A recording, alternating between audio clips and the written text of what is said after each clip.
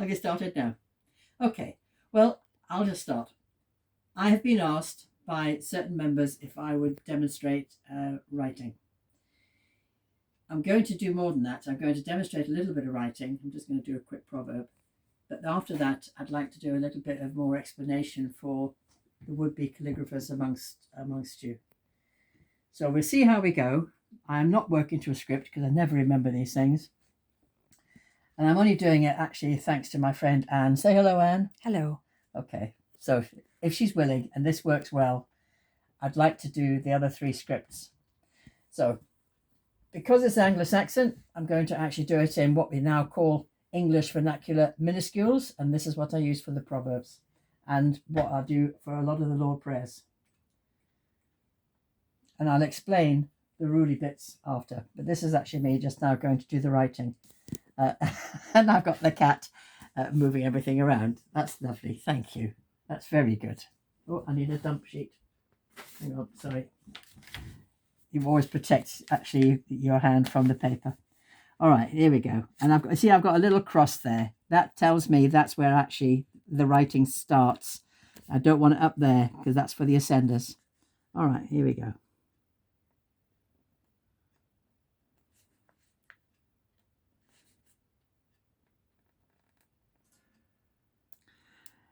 If you notice on this particular strip letter, which is a win, which is a W, when you come down on the long downstrokes, the pen twists. You keep your angle constant otherwise. And I'm really finding the cat quite distracting.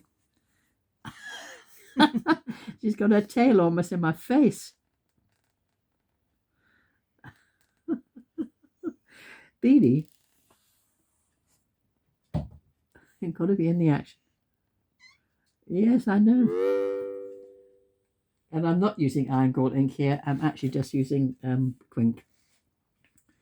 It doesn't like the iron gall ink, this particular paper. Oh, I didn't dump the excess paint, the ink.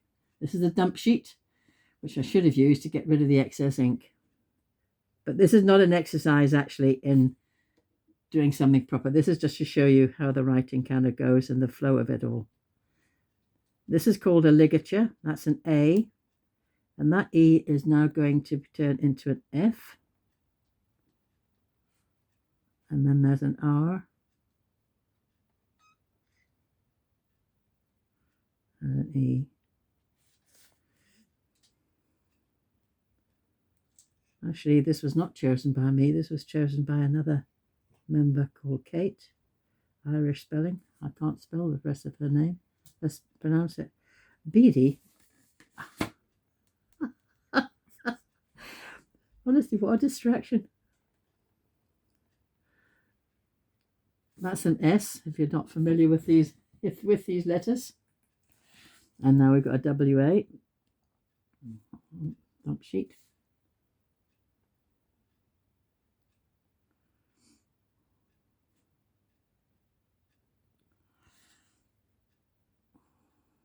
These words are very apt at the moment. You can probably read them at the bottom.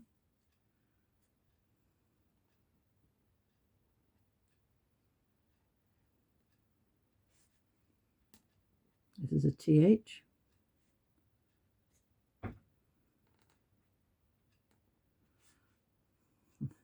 It's quite distracting having the cat standing there.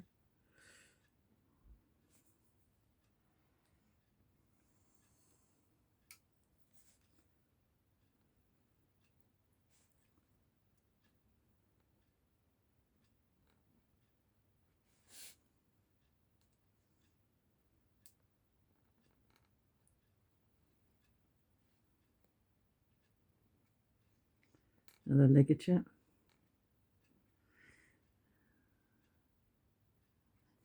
The scribes in the Middle Ages actually added a lot of notations and abbreviations, but I don't know them. I can just do these simple ligatures.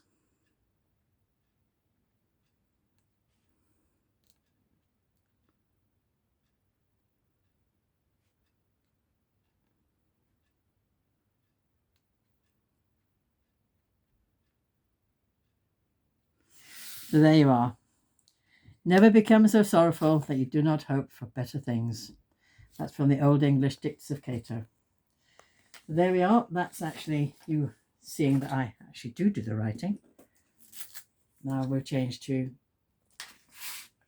a little bit more of an explanation for those of you who would like to know more about the calligraphy side. See, I am actually all prepared.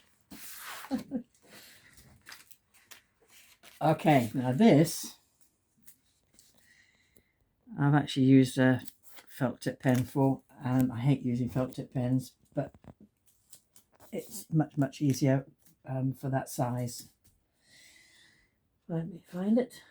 Okay, now I've actually made some notes here. This is how you tell a majuscule script from a minuscule script, and it's all about angles. Flat to the line, you get a very thick downstroke. It's the full width of the pen, but when you do a horizontal, that's very thin.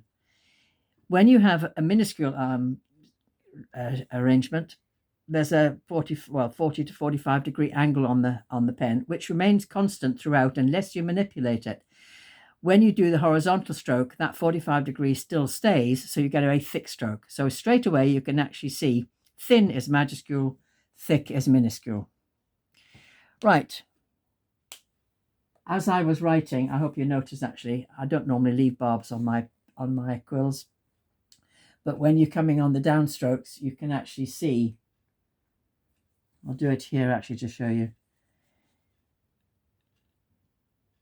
You put in, well, I'm going to, for doing it with the felt tip, I actually did it like that.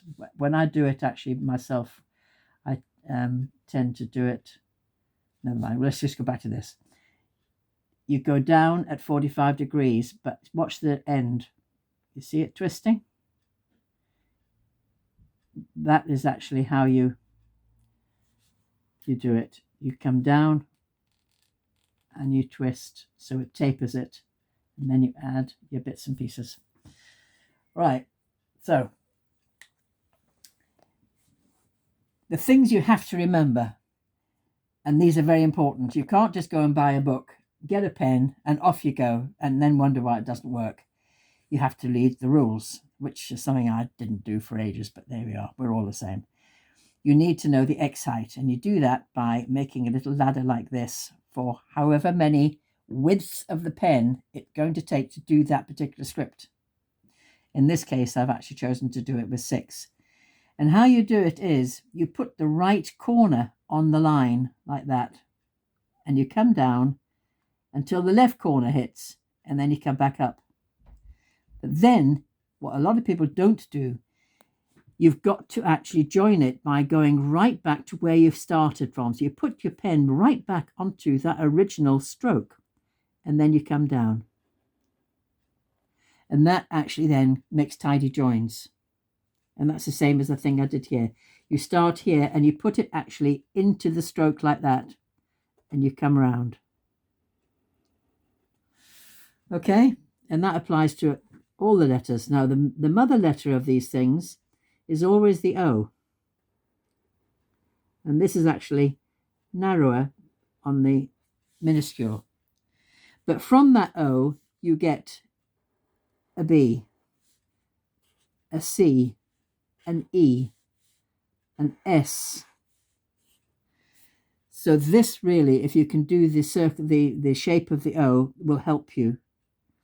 Use a dry pen going over an alphabet that's already there if you're struggling. There are 2 differences with the Irish minuscules and the English minuscules, and these are on the letters of A. So this is the English minuscule, and this is the Irish one. And an English minuscule, what's the other letter that they do differently? R. The English minuscule R, see, you've got your wedge, that's the serif. You come down, now watch, I'm twisting to make it actually narrower. You can travel back up. I tend not to do that. So there's the S for the Anglo-Saxon or English vernacular.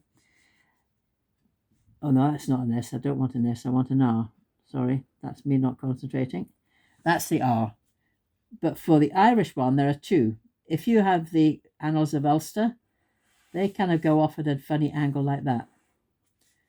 But when I did the Book of Deer, no, the Celtic Psalter, I should say, that one actually is upright. And the other difference, I think that's more or less the big differences are those two letters. If you can get them, you'll know what you're looking at. Okay, I think for the moment that's probably enough.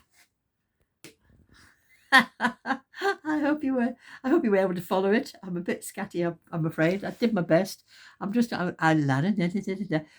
think, pens. One before you go.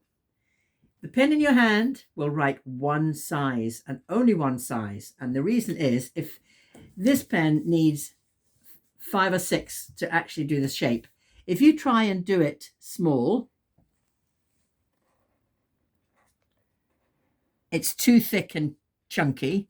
And if you try and do it big, it's too skinny. You lose the integrity of the shape. So you need to have the correct X height. And for that, you must do a ladder.